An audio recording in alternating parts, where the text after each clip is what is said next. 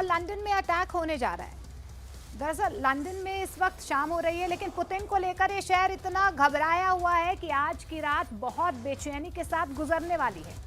Britain के विदेश मंत्री ने एक ऐसा बयान दे दिया है जिसने रूस की सेना को भड़का दिया है और अब सबको लग रहा है कि पुतिन पूरे ब्रिटेन को बड़ी सजा दे सकते हैं। रिपोर्ट देखिए।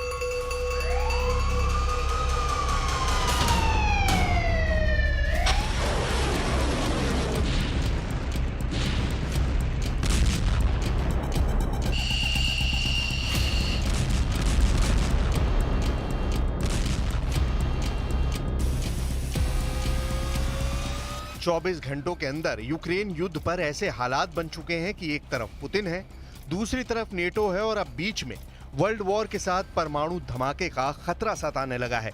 और इस वक्त यूरोप में यूक्रेन के बाद लंदन दुनिया के नक्शे पर वो जगह बन गई है जहां परमाणु धमाके का सबसे बड़ा एपिसेंटर बनने का डर सताने लगा है। नेटो खौफ में है क्योंकि आशंका है कि लंदन इस वक्त पुतिन का टारगेट नंबर 1 बन चुका है।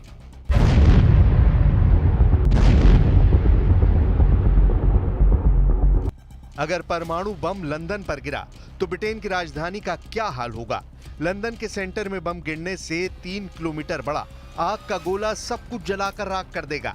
रूस ने अगर लंदन पर मिसाइल दागी तो दावा किया गया है कि ये सिर्फ 3 मिनट के अंदर लंदन को दुनिया के नक्शे से मिटा देगी। लंदन पर परमाणु हमला हुआ तो ब्रिटेन की संसद धूल में तब्दील हो जाएगी। यहाँ प्रधानमंत्री का निवास, सब कुछ खत्म हो जाएगा। बकिंगम पैलेस से लेकर लंदन का ऐतिहासिक पुल, जब सब ढह जाएगा।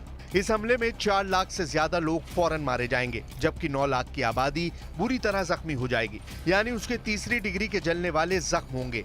इनमें से भी ज्यादातर लोगों की कुछ देर बाद मौत हो जाएगी।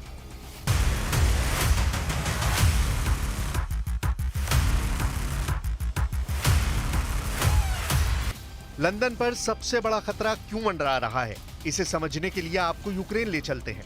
यूक्रेन के दूसरे सबसे बड़े शहर खार्किव में ये आग बता रही है कि पुतिन का गुस्सा पूरे यूक्रेन को जलाना चाहता है। यहाँ पुतिन के हमले के बाद रेस्क्यू ऑपरेशन जारी है। एक एक जान को बचाने की कोशिश चल रही है। हमला इतना खतरनाक था कि ज़ेलेंस्की के हाथ से युद्ध निकल चुका है। ये बात बार बार साबित हो रही है। उनका एक एक डिफेंस सिस्टम दम तोड़ता हुआ नजर आ रहा है।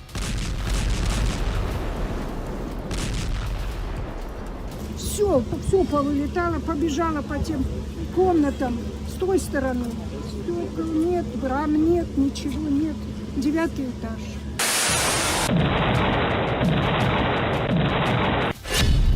ज़ेलेंस्की का दावा है कि पुतिन ने 24 घंटों के अंदर 128 गाइडेड बम से तबाही मचाई है।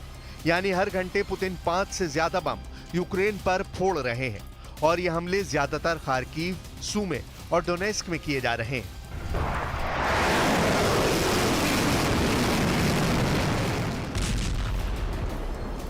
इस हमले में 30 लोग जख्मी हुए हैं, जिनमें से 3 बच्चे भी हैं। बताया जा रहा है कि रूस का एक गाइडेड बम खार्किव के आसमान को चीरते हुए इस बिल्डिंग पर आ गिरा।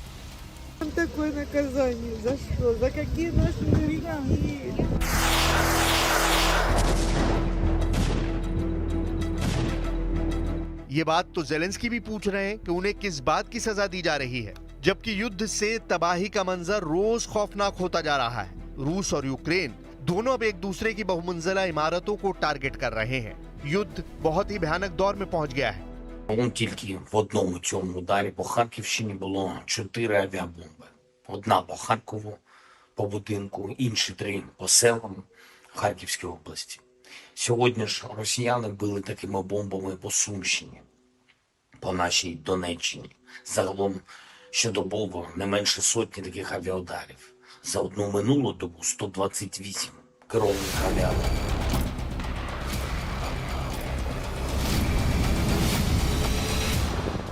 लेकिन बॉर्डर के पार रूस में क्या हुआ है जिसने पुतिन को कड़े फैसले लेने पर मजबूर कर दिया है? देखिए बेलग्राद के ये वीडियो। इन धमाकों ने ज़ेलेंस्की का एजेंडा साफ कर दिया है। रूस के अंदर ऐसे खतरनाक हमलों को देखकर पुतिन बहुत बेचैन है, जबकि ज़ेलेंस्की ने पुतिन को रोकने के लिए फिर से अपनी पुरानी डिमांड पेश की है। І протиставити цьому терору можна лише системне рішення. Це рішення щодо далекобійності, щоб знищити російську військову авіацію там, де вона базується. Це очевидно логічне рішення.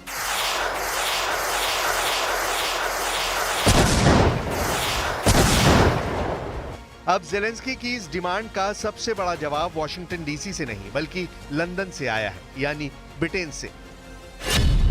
ब्रिटेन के विदेश मंत्री ने कहा है कि वो यूक्रेन को लंबी दूरी की मिसाइल देने पर विचार कर रहा है, यानी ऐसी मिसाइल जो रूस के अंदर हमला कर सकती है।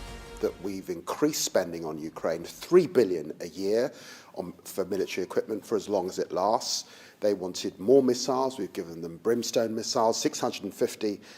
We announced more munitions, more artillery guns that they need. And of course, we're discussing with allies a range of systems to ensure that we assist Ukraine in getting through the winter and repelling some of the worst action and aggression that we've seen from Putin in recent times.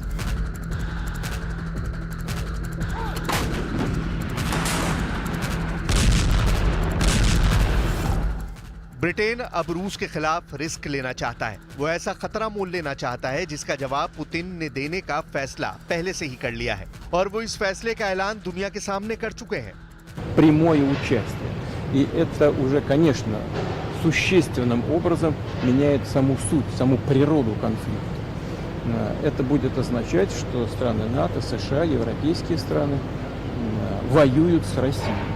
А если это так, то, имея в виду изменение самой сути этого конфликта, мы будем принимать соответствующие решения, исходя из тех угроз, которые нам будут создаваться.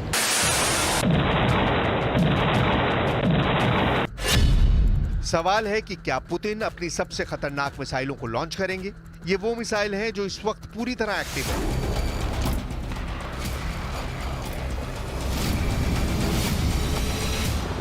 रूस के लगातार हमलों के बीच Zelensky की लाचारी, NATO की मजबूरी और बाइडेन की बेचैनी देखने लायक है।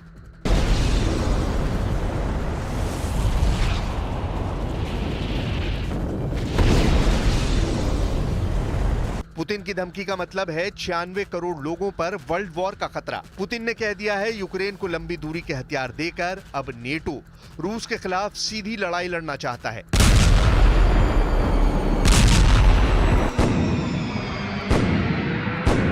Идет не о том, чтобы разрешать украинскому режиму наносить удары по России этим оружием или не разрешать. Речь идет о том, чтобы принять решение о том, что страны НАТО напрямую участвуют в военном конфликте или нет. Если это решение будет принято, это будет означать не что иное, как прямое участие стран НАТО, Соединенных Штатов, европейских стран в войне на Украине.